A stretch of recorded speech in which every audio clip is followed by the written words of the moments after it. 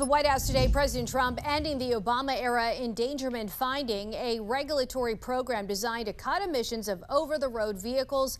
Trump saying the regulations were overbearing and a danger to the auto industry.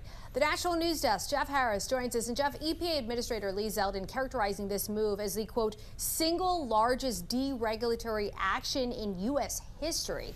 Break down the details. Both Trump and Zeldin making that announcement at the White House this afternoon, saying the action would eliminate vehicle greenhouse gas emission standards for model years between 2012 and 2027, claiming the move would be a big win for taxpayers, saving over $1.3 trillion.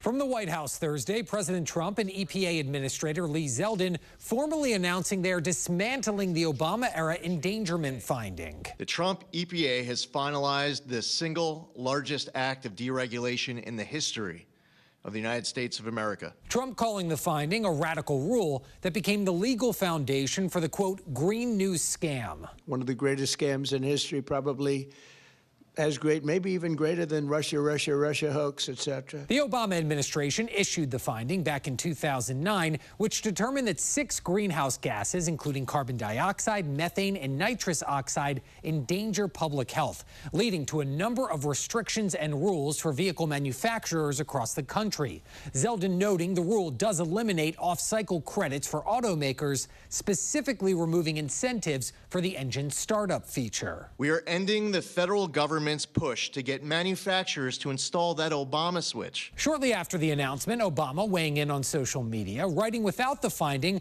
will be, quote, less safe, less healthy, and less able to fight climate change. Also, the fossil fuel industry can make even more money. Multiple environmental groups also speaking out. Earth Justice confirming they will pursue litigation, and California Governor Gavin Newsom posting on X, California will, quote, fight this lawless action in court. But Trump pushing back, saying the move will end up helping Americans. This action will save American consumers trillions of dollars. Now, former Trump EPA Chief of Staff Mandy Gunasekara telling the National News Desk the $1.3 trillion Trump mentioned are regulatory savings directly related to this rule. $1.1 trillion from getting rid of these regulations and the cost they leave on vehicles, and the remaining $0.2 eliminating the crediting system like the start-stop feature. If you break that down by the number of vehicles that are out there, that breaks down to $2,400 per vehicle. That going forward will be reduced. Gunasekara calling the move unbelievable in the sense that many didn't think this opportunity would present itself, but also because of the magnitude she believes it will have. In reining in unfettered bureaucratic overreach into just about every facet of Americans' lives.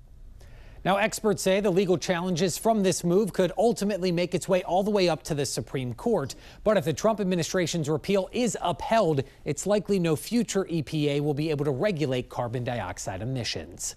Reporting for the National News Desk, I'm Jeff Harris.